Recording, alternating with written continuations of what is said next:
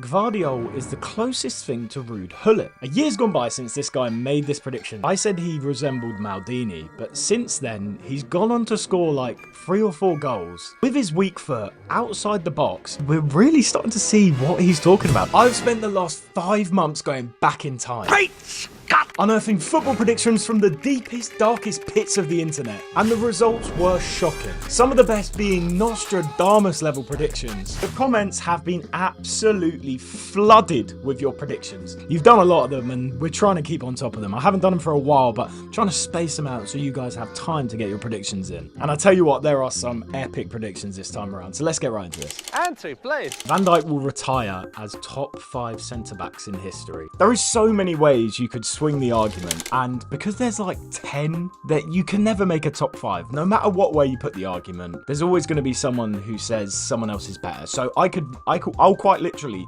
cut this up into a short, and I guarantee I will cause mayhem in the comments. Van Dijk will retire as top 5 centre-backs in history. Let's be real, if John Stones didn't clear that ball off the line in 2018-19, that Liverpool team would have gone down as the unbeaten best team in Premier League history. Virgil would have 100% been top 5 defenders in history if the ball had crossed the line. Shoulda, coulda, wouldas, obviously. But do you know what I mean? That one goal line clearance stopped Virgil from becoming top 5 defenders in history? Yeah, he's top 5 defenders in history at the end of the day. Baresi, Nesta, Ramos, John Terry, Virgil van Dijk. And what have we got to see here? We're back later, and it was exactly how I said it was going to go. Whatever order you put these defenders in, people are always going to comment on it. I obviously excluded Maldini because he's a left back, but if you don't have Beckenbauer in there, people are going to argue for Beckenbauer. If you don't have Cannavaro in there, people are going to argue for Cannavaro. Vidic, Rio, there's always going to be arguments. I don't think Virgil van Dijk is top 5, but his peak was pretty high. But you can see here, you named one centre-back and the top 5 centre-backs. Baresi, laughing face. Baresi, please stick to Chelsea or something. No Maldini or Vidic as well. Well, yeah, Maldini's a left back, but you know what I mean. Maldini, mate. Vidic, top 5. Van Dijk, but not whole career. Maldini. Everyone was calling for Maldini. I was trying to be fair. Honestly, it got to the point where people were like insulting me because I didn't put a certain defender in a top 5 list. Dear Lord, what a sad little life, Jay. So there's just no point in ranking these people because there'll never be a correct list. There's about 10 defenders and they all deserve to be in the top 5, but there'll never be a top 5. So let's just keep it as a top 10 there. John Duran will join Bayern Munich and be second striker to Harry Kane and lead them to the Champions League next year. John Duran looks like he could be the perfect second striker for someone like Harry Kane. I mean, look how well Harry and Son worked. I think John Duran would be a perfect shadow striker to Harry Kane. Even though I feel like Harry Kane is due to drop back at some point or another, he can't be a striker forever. He needs to do that Rooney role where Rooney eventually dipped back into like defensive midfield and played that playmaker role. It would make sense. Would something like that work for England and Harry Kane so someone like Watkins can finally start up front? Maybe we'll only see this if John Duran goes to Bayern. Within the next 5 to 10 years, a Big 6 team will be in a relegation battle, probably even relegation. Of the Big 6 teams, who can I see that being? The ones with the most money are the most unlikely, but the obvious choice is Manchester City, because if they get that points deduction, surely they'll be in a relegation battle. Them aside, it can't be United. They're like the biggest team in England, but it probably would be United. Mark Robbins is a talented manager. Will feel like he isn't getting the backing at Coventry with a weak squad and will join Everton replacing Dijk. Seems like a great manager. He's taken the Sky Blues from strength to strength in the last 5 years. Potentially deserves a bigger move. Yeah, I could see that. Neymar decides to actually return to football but joins Real Madrid to have a semi-successful career. He will rival Lamine Yamal but still be extremely overrated. I mean, Neymar's like 32 now, so I can't see him going to Real Madrid with the team they have. But I could see Neymar coming back for like one last season. He's just come back from injury. If he can have a good enough season to get back in the Brazil team, that would be one final like redemption arc for him. I would love to see that at the 2026 World Cup. Maybe he needs like a little 1-year contract at Barcelona after all that money he's made in Saudi. Maybe he could go back for 1 year. I would love to see Neymar come back. Yeah, that redemption story would be so good, but did Brazil even look that good? Chelsea will sign Rico Lewis after Reece James goes to Barcelona in the next 2 seasons. Reece will retire at the age of 26 due to injury. Reece James came back and played his first game in like a year or 6 months in that Liverpool game, and he just looked like the best player on the pitch, even though he was first game back and half injured. Crazy to think how high his ceiling is. He's so classy, such a good player.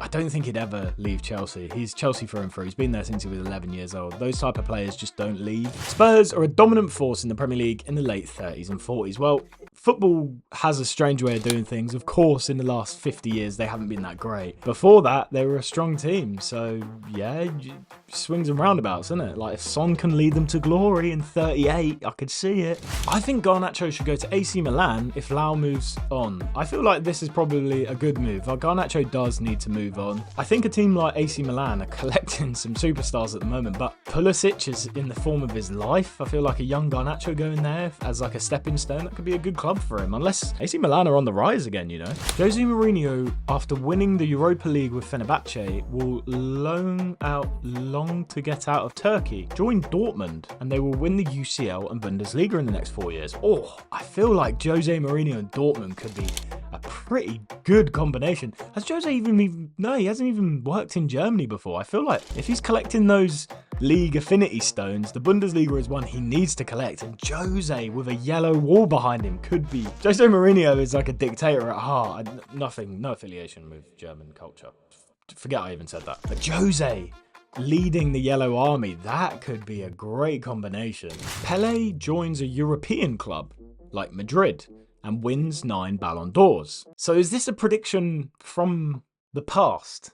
From 60 years ago. Pele wasn't banned from the Ballon d'Or because he was in Brazil. He was banned from the Ballon d'Or because he was Brazilian. Even if he still played for Madrid, he wouldn't have won those Ballon d'Ors. It's generally known that Pele had won like 7 Ballon d'Ors anyway, so it's not that big of a deal. Palmer wins 2 Ballon d'Ors at Chelsea. It's the first time in 18 months I've seen Palmer not perform against Liverpool this weekend, but the fact that the rest of the team was playing so well around him just shows that once that Chelsea team kind of gel, the end of this season is going to be such a contested battle in the Premier League. For that top 4, it's going to be incredible. But in terms of Palmer winning a Ballon d'Or, I can see it, to be fair. Bella Gilmore turns his career around and wins the league with Napoli in 24-25, 25-26, gets top 10 Ballon d'Or. If you replaced Billy Gilmore with Scott McTominay here, you could see that happening. Napoli are running away with the league, and Scott McTominay is like a standout player for the team at the moment. It's crazy how those Scottish boys are tearing up the Serie A. When Ronaldo knows he's about to score his 1,000th goal,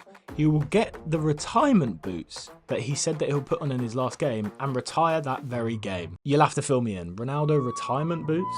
Oh, so he's got some like blue Vapor Max that he said that he will wear during his final game. Look, it will be a sad time when he puts those boots on. But he's got at least 2 seasons to get those, well, 196 goals that he needs to get. It's a long time coming, so yeah, a couple of years still.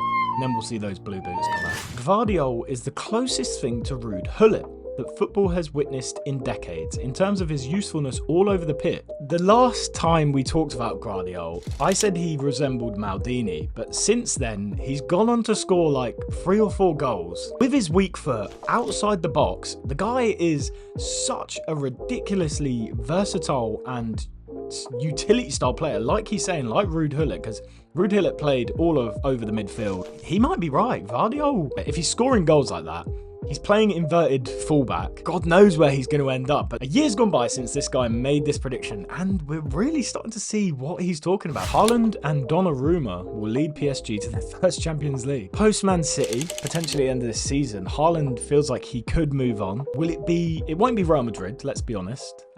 It probably would be someone like Barcelona and PSG, but can Barcelona afford him? It'd end up being someone like PSG. This guy might be right. PSG don't seem like they have many superstars in their team at the moment, so that could be the face of the brand. Something like this could happen, but will PSG ever win a Champions League?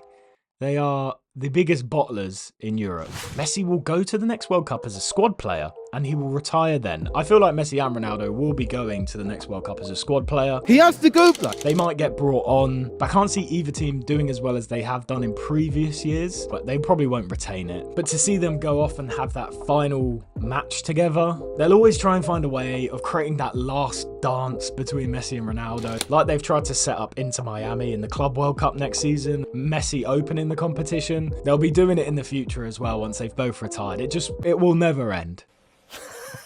Really? Thank you guys for watching. It's been a pleasure looking through some of your predictions. There's so many to go through still, so I'll keep cracking on with them. And yeah, hopefully you've enjoyed the video. Keep predicting, and I'll catch you guys in a bit. Peace.